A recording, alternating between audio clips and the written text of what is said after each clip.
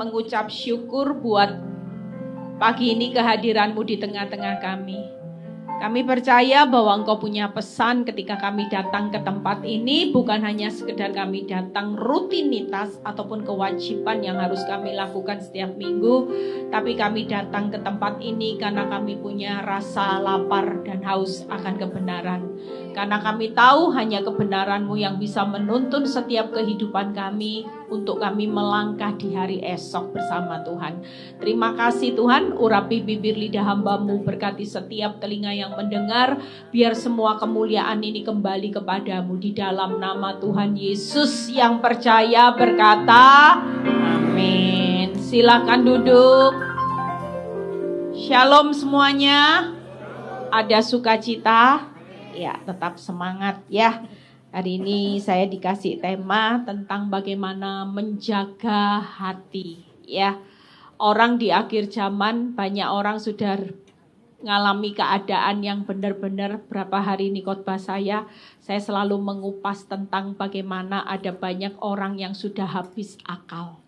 Orang sudah tidak bisa mikir gimana ya kehidupan di depan. Kalau saudara lihat orang sudah mulai panik, takut dengan perang ya, dengan semua yang mulai naik ya, semua orang pada bingung, yang punya uang ya bingung, yang nggak punya uang ya juga bingung, semua pada panik ya. Hari-hari ini ada banyak orang yang sudah habis akal, habis-habisan, habis kemampuan, habis kekuatan, sudah tidak tahu. Tapi satu hal orang benar, sesulit-sulitnya orang benar, kita masih punya kemampuan, kekuatan, yaitu lutut untuk berdoa. Amin. Karena doa-doa kita hari ini adalah suatu doa yang punya kuasa yang besar. Nah, kenapa doa itu penting kaitannya dengan hati? Saudara percaya hati ini pegang peranan yang penting. Jangan anggap remeh. Karena Tuhan itu melihat setiap hati manusia, ya. Kalau hatimu hari ini pelayananmu hebat, ya, mungkin kita jadi orang Kristen lamanya waktu sejak lahir, bahkan KTP saudara itu sudah Kristen. Saudara mungkin hari ini donatur yang besar di gereja, mungkin saudara pelayanannya luar biasa, tapi satu hal, kalau kita nggak bisa menjaga hati, maka semuanya akan sia-sia. Karena apa yang Tuhan lihat adalah Tuhan melihat hati. Jujur, ada banyak orang yang mungkin bisa cipika-cipiki, tapi siapa tahu di balik saudara tersenyum dengan seseorang, saudara sudah punya hati yang iri hati yang selalu merasa sakit hati, marah, dendam, kecewa. Kita semua nggak tahu. Jujur, kalau semua yang hadir di tempat ini, semua kelihatannya kalau hari Minggu semua wajahnya senyum, sukacita. Ya, rasanya kalau disapa, shalom, shalom, tapi sakit hati nempel loh. Yang namanya benci, dendam sama mertua, ipar, sama pasangan, sama anak, itu nempel. Kita semua mungkin hari ini orang gak bisa lihat bagaimana kualitas hidup orang benar. Tapi sekali lagi kualitas hidup orang benar itu ditentukan dari hati. Kualitas hatimu gak baik, maka di mata Tuhan mau hebatnya pelayananmu seperti apapun, mau kayanya engkau seperti apapun, tapi kalau di mata Tuhan kau punya kualitas yang bukan kualitas benar-benar murni, hanya penuh kepalsuan karena hatimu banyak bocor, banyak palsu, maka semuanya akan sia-sia. Yuk kita lihat hari ini di Yeremia 17 ayat 9 sampai 10 ya. Kenapa hati itu penting saudara? Yeremia 17 ayat 9 sampai 10. Betapa liciknya hati, lebih licik daripada segala sesuatu. Hatinya sudah membatu, siapakah yang dapat mengetahui? Tidak ada orang yang tahu hatimu, tapi hanya Tuhan. Berikutnya 10. Apa yang dikatakan ayat 10? Aku Tuhan, apa saudara? Yang menyelidiki hati, menguji batin untuk memberi balasan kepada setiap orang setimpal dengan tingkah langkahnya, setimpal dengan hasil perbuatannya. Jujur, kenapa hati itu penting? Orang kalau nggak bisa jaga hati, percayalah perbuatan tingkah lakumu pasti cenderung juga. Orang kalau sudah sakit hati, perbuatannya apa? Cenderung nyakiti orang. Makanya saya sudah amati dalam satu komunitas itu pasti terpecah belah hanya dengan satu orang. Saya pernah melihat beberapa komunitas itu hancur hanya karena satu orang yang nggak bisa jaga hati. Sehingga ketika dia punya kepahitan yang tidak bisa selesai, ketika dia masuk di dalam komunitas ini hancur, saudara. Kenapa? Karena orang yang nggak bisa jaga hati, pasti tingkah laku perbuatannya cenderung untuk menyakiti hati. Di dalam komunitas isinya cuman iri hati. Kalau yang sana diperhatikan, sini nggak diperhatikan, iri sudah. Ya, begitu disinggung sedikit, sensi. Nah ini semua masalah dari setiap komunitas kalau hancur, baik rumah tangga juga. Coba orang, lihat ya, kalau menikah dua orang pribadi yang berbeda. Kalau masing-masing punya masa lalu yang sakit hati, kepahitan, bersatu dalam satu rumah tangga, saya percaya rumah tangga ini pasti berantakan, saudara. Bukannya membangun rumah tangga, tapi rumah duka tiap hari. Kenapa? Karena masing-masing punya luka yang belum beres. Sehingga ketika tersinggung marah, sana tersinggung marah. Nanti semua urusannya bukan lagi urusan membangun rumah tangga yang cocok satu dengan yang lain. Tapi isinya cuma cekcok. Sehingga apa? Yang terjadi bukan rumah tangga lagi, tapi rumah yang penuh duka. Nah saudara lihat, saya lihat nanti ayatnya saudara baca. Ya sekilas nanti kalau lihat 3 hal PowerPoint saya. Kenapa? Hati itu sangat penting dalam penilaian Tuhan. Karena Amsal 4 ayat 2-3 berkata, jagalah hatimu dengan segala kewaspadaan, karena dari situlah terpancar kehidupan. Yang kedua, kenapa hati itu dalam penilaian Tuhan? Karena hati yang gembira itu adalah obat yang manjur. Saya percaya kalau saudara bawaannya hati yang gembira, percayalah, ini bukan hanya obat yang manjur untuk saudara tetap sehat.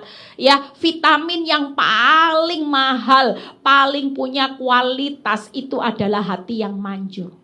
Saya punya kenalan ya, orang kaya makan vitamin jelas. Semua vitamin yang mahal dia bisa beli. Pengobatan semua, kalau yang namanya ya hidup dalam kemewahan, kelimpahan, semua dia bisa lakukan. Mau makan enak dia bisa lakukan. Tapi kenapa hari-hari ini ada banyak orang sekalipun ya, dan teman saya ini punya pola hidup yang sehat. Makan sehat, olahraga sehat ya, semua. Vitaminnya sehat karena dia sangat menjaga tubuhnya. Dia nggak pengen sakit, dia paling takut sakit. Tapi dia lupa menjaga hati yang gembira. Bawaannya suka takut, khawatir, cemas ya. Saudara jangan pikir kalau orang kaya itu enggak banyak ketakutan. Justru ada banyak orang kaya yang saya lihat hari-hari ini. Walaupun rumahnya mewah, tempat tidurnya mahal, mereka butuh obat tidur, saudara. Sementara ya kita yang hari ini mungkin tinggal di rumah RSSS saja sangat ya, mau selonjor saja sangat susah. Mungkin tiap kali saudara bau bantal sedikit sudah itu anugerah loh. Banyak orang menikmati, saya jujur saya dapat anugerah Tuhan walaupun masalah saya, badai saya sebesar apapun, saya bersyukur karena Tuhan kasih karunia saya suka tidur, saudara. Ya, saya orang yang paling suka tidur dan gampang tidur. Itu kasih karunia bonus. Bayangin sepertiga hidup kita itu di tempat tidur, saudara. Kalau misalnya 7 jam, 8 jam saudara hanya tidur yang pikiran saudara enggak bisa nyenyak, puter terus bisa enggak, bayangin penderitaan, capek loh. Makanya hari ini hati yang gembira, kalau bawaannya gembira, dan teman saya ini enggak lama kena kanker stadium 4, saudara. Kenapa? Karena hatinya nggak pernah gembira. Selalu takut ini, cemas ini, takut masa depan, takut kalau ini. Padahal yang ditakutkan semua belum terjadi. Tapi itu sempat mencuri kekuatan hatinya untuk dia merasa was-was tiap hari. Senyatanya yang dia takutkan nggak masuk akal. Takut 10 tahun kemudian gimana? Takut 5 tahun kemudian gimana? Takut kalau anak-anak besok menikah tidak dapat jodoh yang baik gimana? Lah senyatanya anak belum menikah, belum tahu apa-apa, masih dipikirkan kalau aku mati nanti anak-anakku dapat jodoh yang error gimana, karena dia sering baca berita banyak KDRT dalam rumah tangga, dia sudah mikirin padahal anaknya belum lulus sekolah. Sehingga apa? Kenapa? Karena banyak ketakutan, tidak bisa gembira hatinya. Maka walaupun makan vitamin mahal, pola hidup yang sehat, olahraga sehat, tapi hati nggak sehat, akibatnya apa? Kanker. Makanya hati itu penting. Yang ketiga, hati itu menentukan doa kita. Saya paling suka dengan Mazmur 66 ayat 18. Seandainya ada niat jahat dalam hatiku, tentulah Tuhan tidak mau mendengar. Makanya hati ini penting. Kalau saudara punya niat jahat, saudara hidup dalam kepahitan, sakit hati, saudara iri hati, saudara berdoa, maka firman berkata, seandainya ada niat jahat dalam hatiku, tentulah Tuhan tidak mendengar doa. Hari ini saya puasa 40 hari, sudah berapa? Saya selalu pesan sama jemaat. Puasa itu paling penting bukan ndak makan, ndak minum yang lulus. Tapi paling penting saat puasa itu ujian hati. Kalau saudara ndak makan, ndak minum, tapi hatimu, niat jahat dalam hatimu ndak pernah saudara jaga, percuma. Tuhan ndak dengar doa-doa kita. Makanya kalau puasa yang paling penting itu setiap hari, bukan hanya puasa aja, setiap hari pastikan kehidupan saudara dan saya hari ini hati itu dijaga dengan segala kewaspadaan. Banyak orang hari ini gak menjaga hati dengan segala kewaspadaan, yang dijaga suaminya terus karena banyak ani-ani.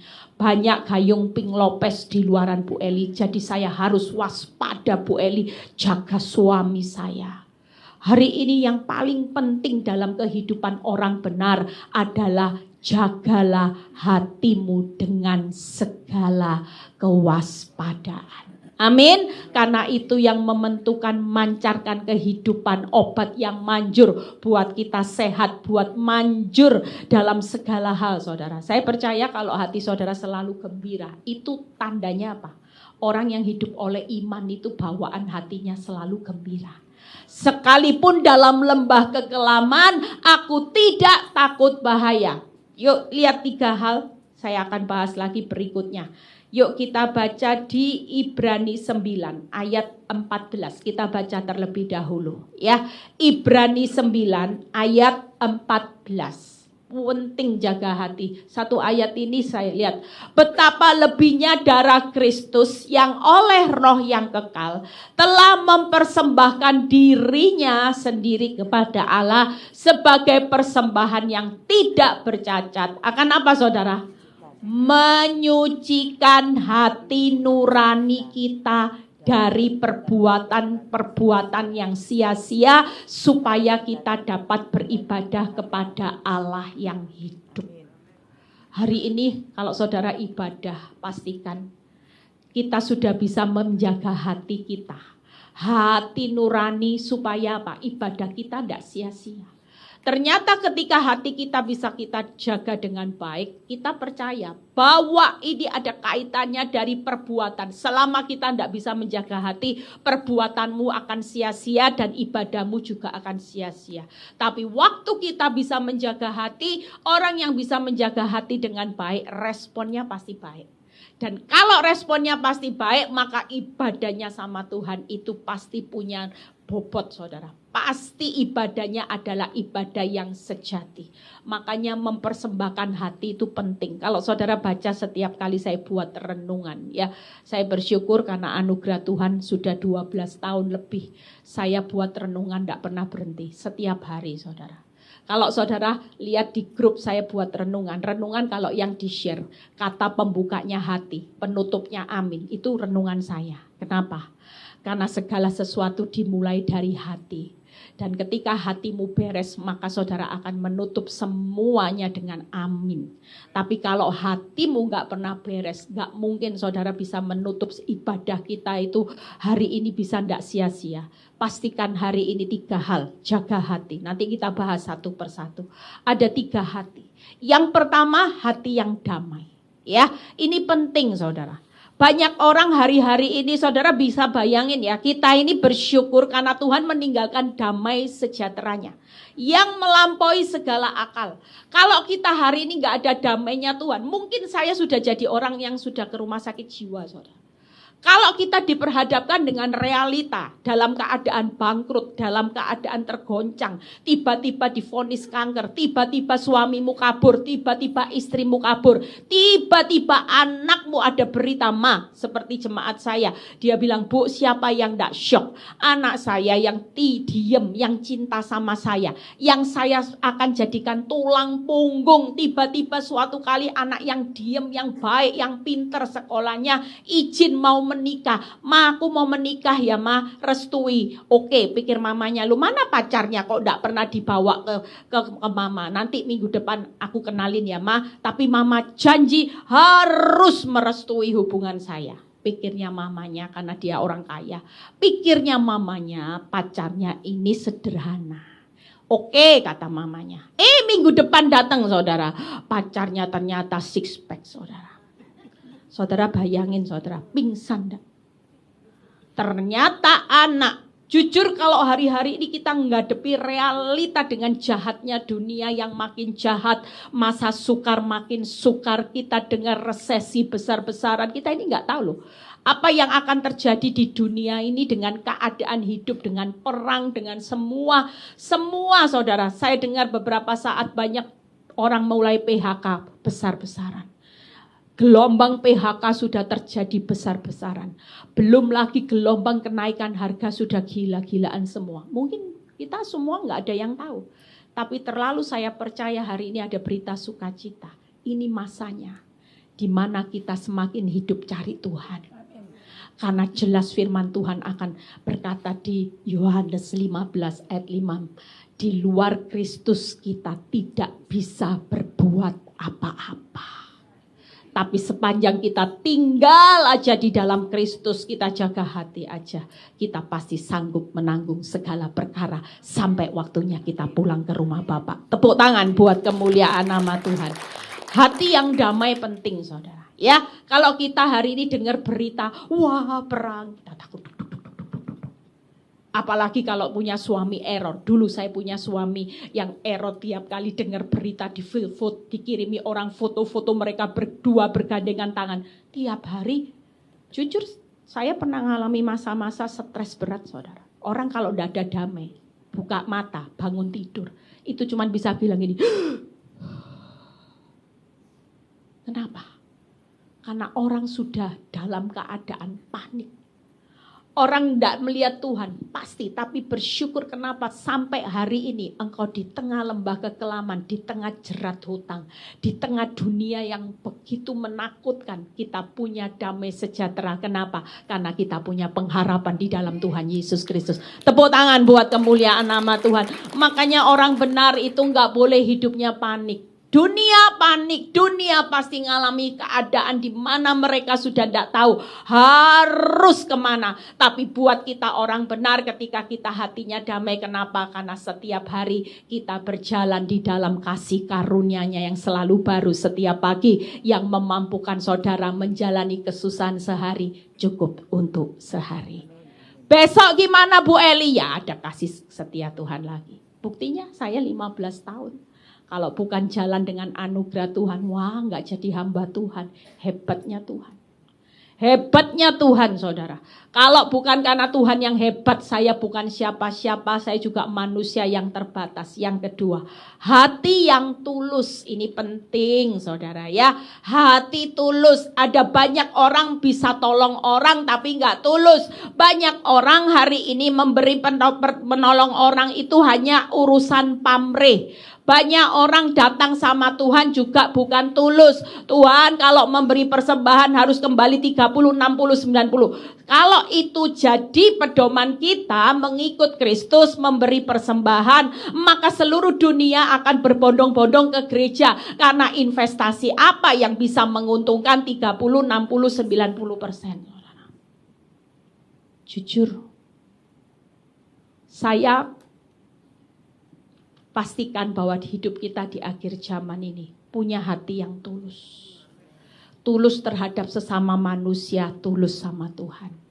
Tidak mungkin saudara bilang gini, aku tulus sama Tuhan, tapi buat yang limited edition ini yang nyakiti bertahun-tahun, suruh tulus ngampuni. Sorry.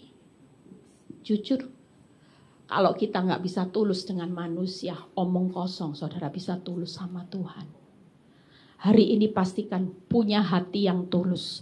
Saudara percaya datang ke tempat ini, walaupun Tuhan tidak tolong saudara. Saudara sudah tidak bisa balas kebaikan Tuhan dengan memberikan karya keselamatan.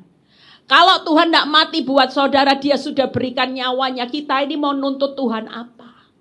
Kita mau nuntut Tuhan apa? Saya percaya banyak orang yang hari-hari ini kecewa sama Tuhan karena yang mereka kejar bukan tulus. Yang dikejar hanyalah bukan kerajaan Allah dan kebenarannya, hanya yang semuanya mau ditambah-tambahkan aja Tuhan. Tuhan, aku ikut Kristus maunya umur ditambahkan, rezeki ditambahkan, rumah ditambahkan, perusahaan ditambahkan, anak ditambahkan, ya. Tidak boleh suami ditambahkan, istri tidak boleh ditambahkan. Jujur, semuanya hanya seputar yang ditambahkan untuk lahiriah. Tapi kita lupa kita harus tulus untuk kerajaan Allah dan kebenarannya dulu. Baru semuanya itu akan ditambahkan. Orang banyak mau hari ini ikut Tuhan. Kalau semuanya ditambahkan dulu Tuhan, baru Tuhan baik. Yang ketiga, hati yang bersih. Yuk kita lihat satu persatu. Setelah itu kita selesai. Bagaimana hati yang damai? Buka Kolose 3 ayat 15. Ya, Kolose 3 ayat 15 kita baca terlebih dahulu. Hendaklah damai apa saudara? Sejahtera Kristus memerintah di dalam hatimu, karena untuk itulah kamu dipanggil menjadi satu tubuh dan bersyukurlah. Kita percaya bahwa hari ini yang Tuhan mau buat setiap kita, walaupun kita susah, kita lagi ngalami resesi, kita disakiti orang, kita hari ini dikhianati, uang kita dibawa kabur, dan sebagainya. Tuhan cuman minta setiap saudara dan saya bukan memerintahkan takut, was-was, khawatir, sakit hati dalam hati kita. Sekalipun realitanya kita disakiti. Realitanya jujur, kalau lihat usaha bangkrut, rumah sudah dijual satu persatu. Realitanya kita jujur, secara akal kita pasti sedih. Kita pasti susah. Kita pasti takut menghadapi realita kehidupan di masa yang akan datang. Tapi kalau firman Tuhan berkata, hendaklah damai sejahteraku tinggal di dalam hatimu. Perintahkan. Saudara, hari ini enggak bisa saudara suruh Tuhan taruh damai sejahteranya, enggak. Tapi kita yang memerintahkan. Kita yang memerintahkan damai. Kita bisa berkata, hai jiwaku kembalilah tenang. Karena kita masih punya Tuhan, dan bersyukurlah bahwa Allah selalu turut bekerja di dalam kebangkrutanku ini untuk mendatangkan kebaikan. Itu yang perlu kita perintahkan. Selama kita nggak bisa merintahkan, jujur ada banyak orang yang sudah kehilangan. Beberapa saat saya pelayanan ya, saya lihat di rumah sakit jiwa, rumah sakit yang mengobati kesehatan mental. Itu banyak orang-orang muda saudara, yang bisa ketawa-ketawa sendiri, nanti bisa nangis-nangis sendiri. Serem loh saudara, cantik-cantik ya. Terus saya lihat, saya tanya sama susternya, itu kenapa? Ya karena ditinggal suaminya bu. Akibatnya error. Bahkan saya punya satu kenalan yang dia bilang gini, bu sedih ya bu. Saya punya saudara, gara-gara bu lihat suaminya selingkuh sama pembantu di depan. Dan mamanya ajak anaknya tangkep papanya selingkuh dengan pembantu bu. Tahu ibu, mama sama anaknya sampai hari ini di rumah sakit jiwa. Orang kalau nggak pernah punya damai sejahtera, saudara pasti hidup saudara akan mengalami keadaan yang pasti saudara akan depresi berat. Kita hari ini pastikan, yuk perintahkan, kita yang merintahkan. Makanya Daud itu sering berkata gini, hai jiwaku kembalilah tenang. Kenapa masih ada Tuhan, dan bersyukurlah bahwa dalam keadaan yang buruk sekalipun Allah itu tetap menjadi Tuhan atas hidup kita yang selalu ujung-ujungnya membawa kita kepada jalan kemenangannya. Amin. Makanya yuk siapa yang mau memerintahkan damai sejahtera berhenti. Kita yang bisa memerintahkan hati kita berhenti susah, sudah jangan susah. Walaupun memang kenyataannya kita ditipu orang. Percayalah kalau kita rela kehilangan apa yang hilang ditipu orang, Tuhan pasti gantikan lipat-lipat. Amin. Itu yang kita pegang karena kita percaya. Kalau kita bisa bersyukur, maka apa yang saudara syukuri itu yang Tuhan lakukan.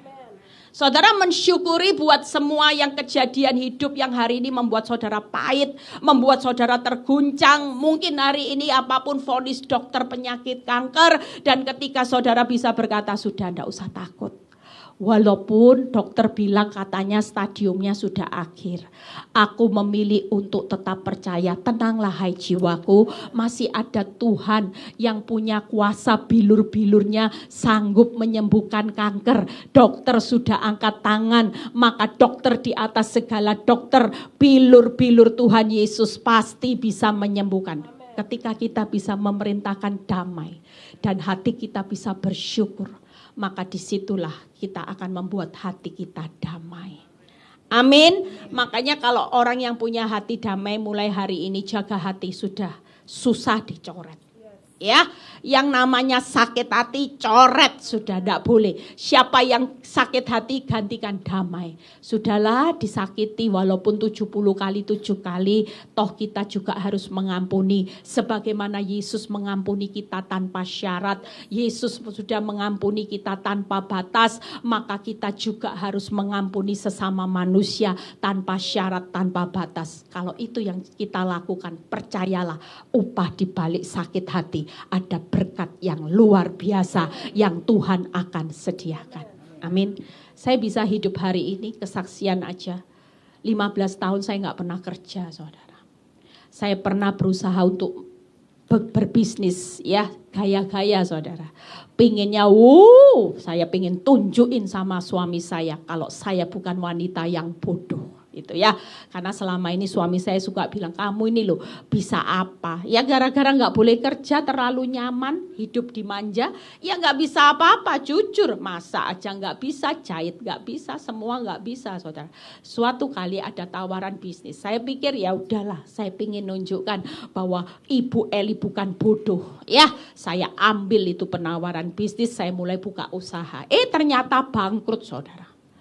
Bangkrut, saya dimuaki-maki. Tuh, apa buktinya katanya kamu bisa kerja? Buktinya apa ya? Memang bodoh kamu. Aduh Tuhan, bodoh lagi. Tapi dari situ 15 tahun sejak fokus saya benar. Saya mulai switch hidup saya. Yang tadinya saya mulai fokus dengan gimana masa depan saya. Gimana kalau saya nggak bisa kerja. Gimana Tuhan hidup saya dan 3 anak saya. Bagaimana dan sebagainya. Tapi sejak saya fokus dengan kerajaan Allah. 15 tahun. Di masa-masa bukan berarti saya nggak ada masalah. Saudara percaya waktu saya lihat keadaan keuangan saya dicuri oleh orang begitu banyak. Saya punya rasa takut. Saya stres, saudara. Saya mulai putar otak gimana caranya saya bisa mendapatkan uang dengan kekuatan saya. Tapi semuanya sia-sia. Tapi ketika saya mulai belajar berserah, satu hal yang saya paling ingat 15 tahun yang lalu, Tuhan bilang gini, Eli, kamu jangan takut. Waktu kamu fokusnya benar, waktu kamu melayani aku dengan benar. Saudara pikir melayani Tuhan itu bukan hanya di mimbar ini loh. Bukan hanya nyanyi, yang main musik, bukan, saudara. Melayani Tuhan itu adalah melayani dengan responmu setiap hari. Itu melayani Tuhan. Kalau saudara melayani dengan respon yang salah, hidup dalam dosa, saudara sedang melayani iblis. Contoh, misalnya kita disakiti, oke. Kalau kita disakiti, tiap hari kita ngampuni, itu melayani Tuhan, saudara. Tapi kalau saudara disakiti, saudara sakit hati, saudara dimaki suami, saudara balas maki, saudara hari ini diperlakukan jahat, saudara balas jahat, maka saudara bukan melayani Tuhan, tapi saudara sedang memberikan hidupmu buat iblis. Pada waktu saya mau ngambil sikap melayani Tuhan, saya mulai bangun respon yang benar saat saya disakiti. Tanpa saya sadari, Tuhan memberikan saya satu janji. Apa yang hilang Tuhan gantikan lipat-lipat. Tepuk tangan buat. Dan kalau orang yang tahu hidup saya nggak pernah mau saksi tentang berkat. Saya paling takut nanti penghakiman terjadi, saudara. Tapi orang yang tahu senyatanya bagaimana hidup saya diberkati Tuhan dengan apa yang hilang, itu benar-benar mujizat, saudara. Sampai kemarin orang bilang gini, kamu hidup dengan mujizat Tuhan. Ya, saya baru jual aset. Di tengah orang bilang jual aset, semua orang, bahkan teman saya jual aset yang sama bersamaan waktunya. Teman saya rugi, saudara. Rugi dan cepat dijual karena ini resesi sudah. Orang punya aset pun tidak ada yang beli.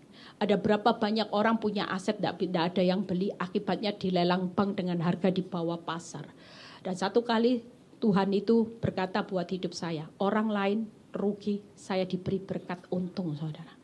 Bahkan kalau saya mikir, teman saya sampai bilang gini kemarin, kamu ini memang hidup dalam anugerah Tuhan.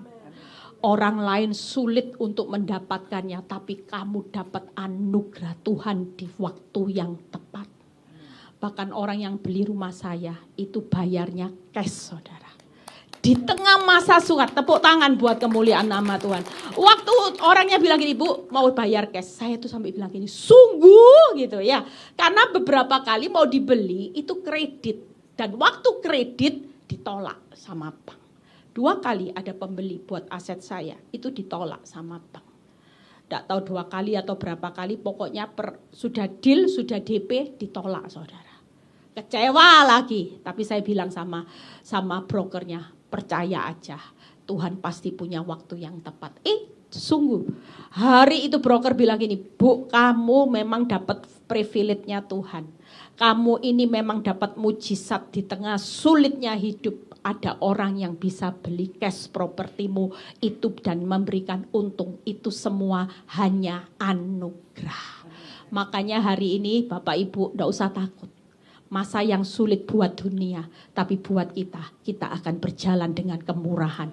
Sesuatu yang tidak perlu saudara usahakan, tapi Tuhan sediakan dengan luar biasa. Amin. Yang pertama, yuk berhenti susah, sakit hati mulai sekarang ya, berhenti takut. Waduh, waktunya. Yuk yang kedua, hati yang apa? Tulus. Nah, baca di Ibrani 10 ayat 22. Kita baca satu poin lagi kita selesai. Hati yang tulus, Ibrani 10 ayat 22. Kita baca terlebih dahulu. Karena itu marilah kita menghadap Allah dengan apa, saudara? Dengan hati yang tulus, ikhlas. Dan keyakinan iman yang teguh, oleh karena hati kita telah dibersihkan dari hati nurani yang jahat dan tubuh kita telah dibasuh dengan air yang murni. Selalu Tuhan berkata hati nurani. Hati nurani itu harus tulus, melayani tulus. Jangan melayani hanya kepingin dapat jempolnya manusia. Jangan melayani hari ini dapat pujiannya manusia. Kalau pujian manusia enggak terjadi, saudara sudah kecewa. Hari ini kita percaya tulus mengasihi Tuhan, melayani manusia, tidak menghargai saudara dalam pelayanan. Saudara enggak perlu berhenti melayani. Saudara enggak perlu keluar dari gereja hanya karena salah satu jemaat ya yang membuat saudara sakit hati. Hari ini percayalah segala sesuatu diukur dari hati nurani yang murni. Mazmur 73 ayat 1a. Sesungguhnya Allah itu baik bagi mereka yang tulus hatinya. Diulang lagi, saudara. Orang yang tulus hari-hari ini susah. Jujur, suami istri aja gak bisa tulus. Coba, kalau suami istri tulus gak mungkin ada perceraian. Saya ngajari istri-istri, tulus sudah. Suamimu mau selingkuh, suamimu mau Jahat, mulutnya kasar, pelit, metitit, ndak kasih kamu uang. Uangnya dibuat yang sono, Bu. Seneng-seneng, Bu. Sudahlah. Kalau segala sesuatu berkata tulus, maka engkau mengasihi dia itu apa adanya. Itu tulus. Sudah ndak ada uangnya ya tetap cinta. Bokek ya cinta. Jangan kalau sudah bokek masaknya ndak enak. Ya. Sudah hupe tiap hari. Setiap kali kita tahu, kita melakukan sama manusia itu melakukannya buat Tuhan. Gak bisa saudara bilang ini kalau buat Tuhan oke lah tulus. Tapi kalau buat dia gak ada poinnya baik sama saya. Itu namanya orang yang gak tulus. Sementara firman Tuhan berkata, Allah itu baik bagi mereka yang tulus hatinya. Hari ini suami istri tulus ya, ndak usah hitung-hitungan. Kamu ndak baik tadi pagi, habis maki saya. Nanti pulang masakan tak kasih garam yang banyak biar darah tinggimu kambuh, biar tahu rasa. Nah ini gawat saudara ya. Bapak-bapak juga hati-hati sama istri. Istri pegang peranan di dapur ya. Sekali istri sakit hati nanti dikasih obat pencahar. Waduh, saya punya salah satu orang jemaat ya. Istri ini kasihan loh sekarang dicerai suaminya. Gara-gara apa? Suatu kali dia ciptakan ide sendiri. Tapi tidak pinter saudara. Ya, jadi suaminya itu tiap sore selalu pergi ke wanita lain. Nah, tiap habis makan selalu izin pergi. Suatu kali dia kesel. Dia pikir ya sudahlah ide dia. Jadi waktu dia masak, dia kasih obat tidur sedikit. Jadi memang berhasil. Satu kali dia berhasil, setiap kali makan tidur, tidak pergi. Seneng dia, besok dikasih lagi. Makan tidur, makan tidur. Lama-lama curiga enggak suami ini? Jelas. Lah saya bilang, Bu kamu ya kurang pinter, harusnya jangan tiap hari. Harusnya kan ada jeda waktu, enggak tiap hari saudara. Suatu kali setelah hari keempat sama suaminya dilebkan makanannya. Dan di lab. Sudah hasilnya keluar, ternyata makanan yang dimakan mengandung obat tidur. Dari situ suaminya gugat dia cerai. Dan dia berkata, kamu adalah istri yang kurang ajar yang mau bunuh saya. Bayangin kalau 1 bulan dikasih obat tidur, saya pasti mati. Singkat cerita dia cerai saudara. Hari itu dia nangis, Bu, memang benar kalau orang mengandalkan kekuatannya sendiri babak belur ya Bu, jelas. Makanya hari ini yuk sudah hati itu tulus ada. Kalau sudah tulus ya sudah rela memberi, tidak nuntut balasannya. Saudara ngasih seseorang tidak usah nuntut. Kasih persembahan sama Tuhan tidak usah nuntut. Karena kita sudah tidak layak untuk nuntut apapun, Tuhan sudah terlalu baik buat saudara. Amin. Hari ini hati yang tulus tanpa motivasi, tidak usah pamrih sudah. Ya, hati yang tulus rela berkorban. Coba kalau suami istri pakai hati yang ini, pelayanan pakai hati ini, saya percaya di dalam kehidupan orang benar akan yang timbul yang namanya komunitas keluarga, komunitas pelayanan, semuanya akan aman, damai, sejahtera. Jujur ini perlu dipraktekkan saudara. Kalau kita pelayanan tidak bisa pakai hati yang tulus, kita semua pasti akan sia-sia. Usahamu juga sia-sia. Saya membangun rumah tangga di tengah hancur, saya berusaha tulus, tidak apa-apa. Saya tidak dapat hasil pamrih. Suatu kali kemarin ada seorang yang tanya beberapa hari yang lalu. Dia tanya gini, Eli, kalau kamu suatu kali kamu terima suamimu dalam keadaan enggak tahu apa ya, dia ngomong enggak tahu apa, enggak tahu stroke, enggak tahu apa, kamu mau enggak terima dia apa adanya? Atau kamu mulai berkata sorry? Saya bilang gini, enggak. Saya pasti terima apapun pasangan hidup saya enggak akan pernah menolak apapun karena saya sudah disiapkan Tuhan untuk hati yang tulus. Terima dia apa adanya. Karena Tuhan juga menerima saya apa adanya. Tidak ada syarat. Amin saudara. Yang terakhir pemain musik boleh maju ke depan. Hati yang bersih. Yuk buka di Mazmur 73 ayat 1b. Ya, ada kata-kata bagi mereka yang bersih hatinya juga. Ya, saudara lihat ada satu ayat di Bilangan 21 ayat 4. Kita baca terlebih dahulu. Nah itu. Bagi mereka yang tulus dan bagi mereka yang bersih hatinya, Allah itu baik. Jadi sekali lagi, Allah itu baik buat orang yang tulus hatinya dan hatinya yang apa saudara? Bersih. Hati yang bersih, yuk kita lihat 3 hal. Bagaimana Yakobus 3 ayat 16. Kita baca terlebih dahulu. Saudara perlu baca ini supaya saudara ngerti hati yang bersih itu hati yang bagaimana. Yakobus 3 ayat 16. Sebab di mana ada iri hati dan mementingkan diri sendiri, di situ ada apa saudara? Kekacauan dan segala macam perbuatan jahat. Makanya kalau komunitas saling iri hati antara satu dengan yang lain, pasti ada kekacauan. Pasti timbul yang namanya kacau balau. Makanya dalam satu komunitas buang yang namanya hati iri hati. Yang berikutnya, Ayub 5 ayat 2. Kita buka sama-sama. Ayub 5 ayat 2. Oh bukan ini, sampai saya mau baca. Ayub 5, sesungguhnya apa saudara? Orang bodoh dibunuh oleh sakit hati. Dan orang bebal dimatikan oleh iri hati. 2 hal ini loh saudara. Jadi sekali lagi kalau saudara punya sakit hati, itu orang yang bodoh akan mematikan. Sakit hati itu menyebabkan saudara mati lama-lama. Saya punya teman yang hanya karena suaminya bukan selingkuh. Suaminya itu mulutnya kasar. Suaminya itu suka posesif ngurusi dia sampai yang kecil-kecil dapur yang harusnya bukan urusannya wanita pria diurusi aja sampai belanja habis berapa. Itu buat dia sakit hati saudara. Suaminya gak pernah keluar rumah bikin dia tambah stres. Dia bilang gini, saya berharap suami saya itu pergi aja jalan-jalan kerja di luar. Karena pekerjaannya ada di dalam ya. Jadi tiap hari lu lagi. Satu hari kerja di toko sama-sama. Dan itu cerewetnya mulai. Pagi sampai malam ngurusi urusannya wanita.